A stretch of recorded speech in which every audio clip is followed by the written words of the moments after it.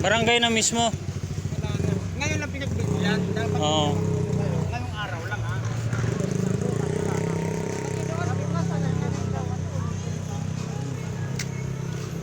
Dito na ako sa loob. Bawal na talaga sa loob at last day na daw ngayon. Sayang tong mga joggers na to dahil nagugutom to eh. Gutom yan. Pero titingnan natin yung mga malalakas dito. Meron daw balita ko may 3 malakas dito eh. Check natin. Normal naman mga nagja-jogging nandiyan pa din. Ayan, mayroon pa sa dilim. Pero vendors tinanggal na talaga. So, yun lang. Puntahan namin yung 7-Eleven kasi balita ko masaya na siya eh. 7-Eleven, ayun, wala na rin silang customer halos. Ano yan eh, parang ano yan eh, ang tawag dyan yung domino effect. Domino effect. Ayan oh, wala na rin silang customer. Kasi ganun, tinanggal kami. Oh, wala na rin yung mga halos nagmumotor, hindi katulad dati na punong-puno oh.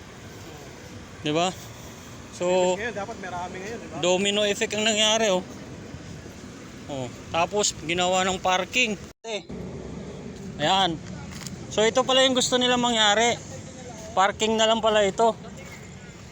Dating ko rito mga 9 na. Yan, dito kami dati. Ito pala yung gusto nila mangyari, maging parking na lang. Yan. Pre, bili mo na ako ano. Tatlo rito hindi natanggal oh. Lakas eh. Yun. Si Coffee. Lalakas, hindi natanggal. Kasama si Calamares. Lakasan talaga.